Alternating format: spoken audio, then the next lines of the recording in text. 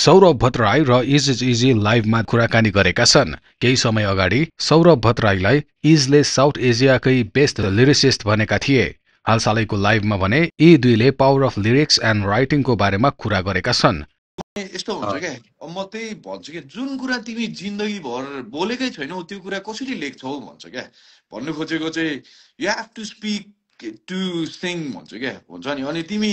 बोल्दाखेरि चाहिँ केही त्यस्तो शब्दहरू युज गर्दैनौ, अनि एकैचोटि अनि अन्तरिक्ष यता अवलोकन दुनियाँ यस्तो शब्दहरू चाहिँ पेपरमा चाहिँ तिमी लेखिरहेको हुन्छौ होइन। तर तिम्रो It's easier to convey your message in a paper, no, Dai, rather than talking. हो It's very easy. हो त्यही त। अब तिमी पेपरमा बस्दाखेरि चाहिँ कहाँ कहाँ शब्दकोश पल्टाएर दुनियाँ यता हुन्छ, तर तिमी लाइफमा चाहिँ युज गरिरहेको हुँदैन क्या। अनि तिमीलाई प्रोनाउन्सिएसन पनि थाहा हुँदैन क्या खासमा भन्यो भने क्या त्यो शब्दको क्या। भाइ किन मलाई नेपाली होइन, अब आम गर्न ओपन अप यहाँ होइन, मलाई त्यो देवनागरी लेख्न आउँदैन नि, मेरो नाम पनि लेख्न आउँदैन नि मलाई, त्यो रस्व दीर्घ मलाई केही पनि आउँदैन नि, मलाई केही पनि चाहिँ आउँदैन, तर जस्ट लेख्न चाहिँ आउँछ। मलाई नेपाली लेख्नै आउँदैन, आउँदै आउँदैन। म इङ्ग्लिसमा नेपाली लेख्छु, रोमनमा। म चाहिँ पहिल्यैबाट नेपालीमै लेख्थेँ हो, नेपालीमै लेख्थेँ, तर रस्व दीर्घ चाहिँ मलाई त्यो चाहिँ म छुटाउन सक्दिनँ। एन्ड डजन्ट म्याटर, किनभने तिमीले पोएट्री पब्लिस गरिरह होइन नि त, हामी त गीत गाइरह हो नि त, स्पोकन हो नि त। सो अब रस्व दीर्घ भनेर त हामी भन्दैन नि त। People come up to me and they tell me कि नेपालीमा मलाई पेपरमा के लेखिदिनु नि दाइ भनेर भन्छ के। अनि कस्तो लाज मर्दो हुने क्या दाइ, नेपाली नै नआउने क्या लेख्नलाई। Art is not about education, art is not about intelligence हुन्छ नि, इट्स अबाउट पर्सेप्सन जस्तो लाग्छ क्या। It's about perception, 100% about perception. तिमीले त्यो कुरा कसरी हेरिरहेछौ कि, एउटा मान्छेले पानीलाई कसरी हेरिरहेछ, मुख धुने हेरिरहेछ कि चाक धुने हेरिरहेछ कि औषधि खाने हेरिरहेछ कि रक्सीमा हाल्ने हेरिरहेछ भन्ने कुरा हो नि त होइन। सो तिमीले कसरी हेरिरहेछौ, and art is about you man हुन्छ नि, इट्स नट अबाउट इन्टरटेनमेन्ट होइन। होइन आर्ट चाहिँ आफ्नो लागि गर्ने हो जस्तो लाग्छ क्या, इन्टरटेनमेन्ट चाहिँ मान्छेको लागि गर्ने हो होइन, तर आर्ट चाहिँ आफ्नो लागि गर्नु पर्यो कि, बुझेन। त्यही हो त्यस्तै छ। अनि and I love how you represent हुन्छ नि। मैले तिमीसँगै मैले विराटनगर हुँदै मैले सुनेको थिएँ कि तिम्रो गीतहरू, एन्ड लिरिकली ड्याङ म्यान हुन्छ नि, यस्तो लिरिक्सहरू छैन अहिले ऱ्याप म्युजिकमा जस्तो लाग्थ्यो कि मलाई चाहिँ के। And I appreciate how you right man हुन्छ नि। अनि अहिले धेरै कुराहरू कस्तो छ भन्दाखेरि, अब टु बी भेरी अनेस्ट भाइ, नेपालमा गन पड्काउनेहरू कुमार सानु सुन्नेहरू हो क्या, बुझेनौ। यति चाहिँ मलाई थाहा छ क्या, बुझेनौ। नेपालमा जसले गन पड्काउँछ तिनीहरू कुमार सानु सुन्छ कि, ऱ्याप सुन्दैन कि, बुझेनौ। त्यति चाहिँ मलाई थाहा छ कि, मैले देखेको पनि छु भोगेको पनि छु क्या, बुझेनौ। अनि कस्तो हो भन्दाखेरि, एन्ड प्लिज भाइ यस्तो कुरा मसँग नगर जस्तो लाग्छ क्या, बुझेन। अनि यस्तो कुराहरू मैले त्यो दाईहरू जो दाईहरू छ दो सिनियर यता, उनीहरू अहिले पनि होइन साजनको गीत सुनिदिन्छ क्या भाइ, बुझेन। अनि त्यही भएर चाहिँ मलाई अलिकति ओके दाइ, I do get what you mean दाइ। हाम्रोमा झन् दाइ यहाँ विराटनगरमा अनि पुरै त्यो बिहारी गीत अरिजित सिंहको गीतहरू सुन्दैन त त्यस्तो दाइहरू? होइन त्यो भनेको होइन क्या, मैले चाहिँ आई मिन लाइक हुन्छ नि तेरो म यस्तो उस्तो उस्तो पनि भन्दैन खालके हो नि त, अब त्यस्तो यता उता हुन्छ होइन। एन्ड सम हाउ हुन्छ नि। एन्ड म एउटा कुरा चाहिँ मलाई मेरो कम्प्लेन है ऱ्याप सिनबाट क्या हुन्छ नि, एउटा कम्प्लेन के छ भन्दाखेरि, बिकज सी यहाँ चाहिँ ए फर एप हो क्या भाइ, एउटा कुरा मलाई राम्ररी थाहा छ क्या, बुझेन। Because we are different than any other country in the world. So म पनि वेस्टर्न म्युजिक इन्फ्लुएन्स्ड हो हुन्छ नि, जस्तो सियाटलबाट आएको हाम्रो साउन्डहरू,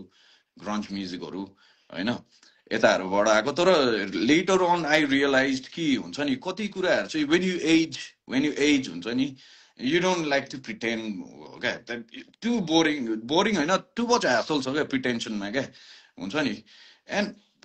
then I would really like to write about हुन्छ नि things which I really mean हुन्छ नि, मिन गरेको हुनु पर्यो, मैले बाँचेको हुनु पर्यो त्यो कुराहरू, नभए मैले नबाँचेको भए पनि मैले त्यो कुराहरू वरिपरि घुमेको हुनु पर्यो, देखेको हुनु पर्यो। त्यो चाहिँ मैले काल्पनिक कुराहरू हुनु भएन क्या, कति कुराहरू लेख्दाखेरि चाहिँ एटलिस्ट हुन्छ नि कल्पना गर्नु पाए दामी, त्यो झन् दामी हो होइन। तर कहिलेकाहीँ कल्पना चाहिँ डिटेलहरू हुँदैन क्या कल्पनामा क्या, बुझेनौ। अनि आई लभ डिटेल्स हुन्छ नि यताउता सानसानो जस्तो हेलिकप्टर उडाउने भन्ने कुराहरू चाहिँ हामी लेख्नु सक्छ तर कोअर्डिनेट्सहरू पनि थाहा हुनु पर्यो भन्ने कुरा हो क्या बुझेन एटलिस्ट हुन्छ नि सो म चाहिँ आजकल एकदम प्र्याक्टिकल अप्रोच छ क्या मेरो चाहिँ राइटिङमा हुँदैन एन्ड देन अनि मैले कति कुराहरू मैले जस्तो पर्सनली पनि कतिलाई चिनिरहेको हुन्छु होइन यता हुन्छु and then they write about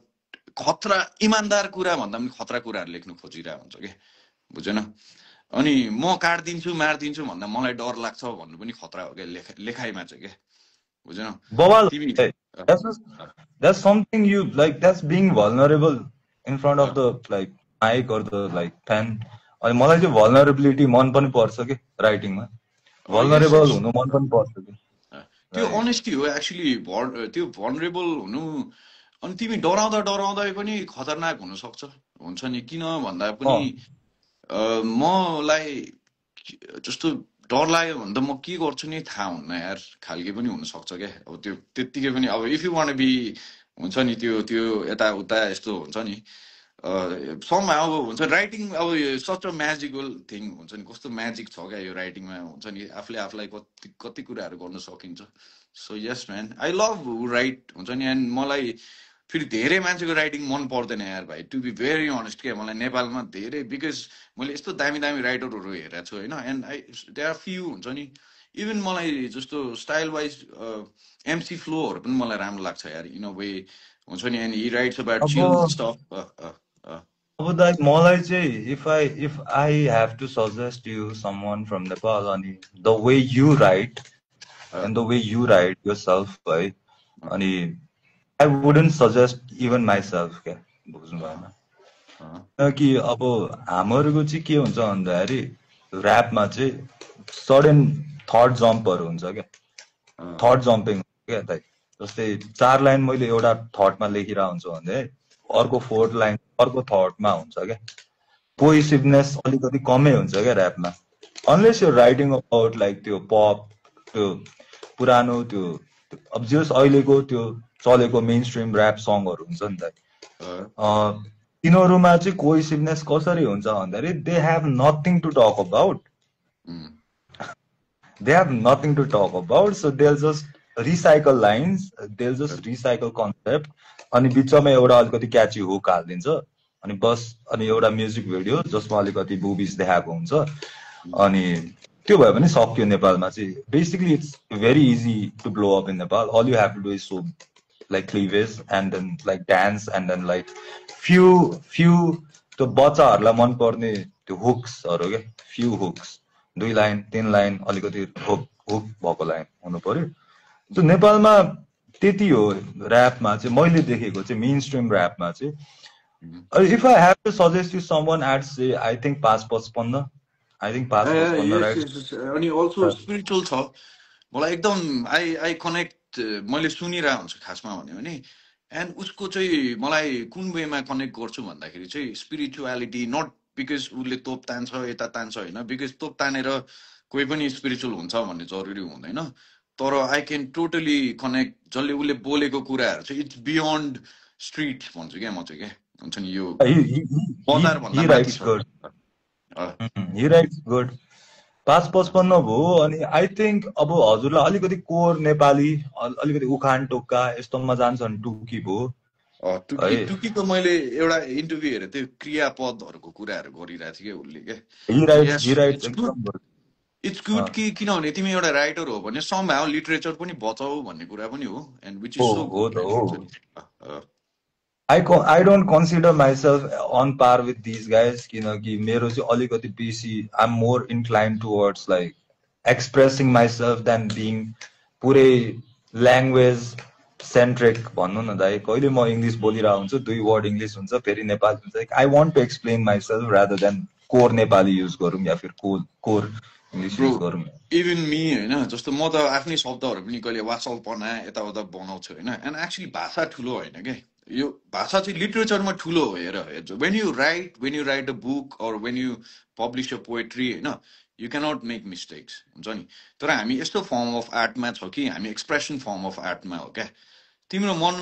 मनमा नै बोल्दा त मिक्स गरेर बोलिरहेको हुन्छ भने होइन जस्तो आफैसँग बोल्दा पनि त होइन तिमी कहाँ शुद्ध नेपालीमा हेर त त्यहाँ एकचोटि अवलोकन गरेर आम खालके कुराहरू हुँदैन क्या भाइ बुझेन सो मनमा म जे बोल्छु त्यही लेख्छु खालके हो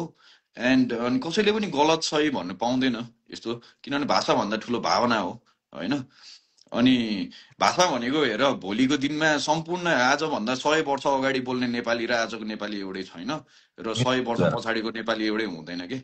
होइन Plus music and writing are ever changing. It's very dynamic, ever changing. It's always changing. आज लेख्ने एउटा चिज एउटा तरिकाले लेख्छौँ हामी भोलि त्यही चिज लेख्नु पर्यो नि अर्को तरिकाले लेख्छौँ फेरि पर्सि त्यही चिज लेख्नु पर्यो नि फेरि अर्को तरिकाले लेख्छौँ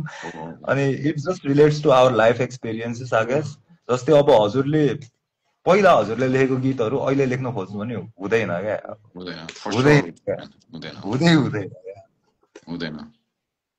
मलाई दाइ दुःखको गीत लेख्नको लागि अब म गाडी चढ्नु अस्ति म गाडी चढ्दैको क्या दाइ गीत लेख्न अब म रिङ रोड घुम्दैको क्या गाडीमा गीत लेख्न फिलको लागि यी दुईको कोल्याब भए कस्तो होला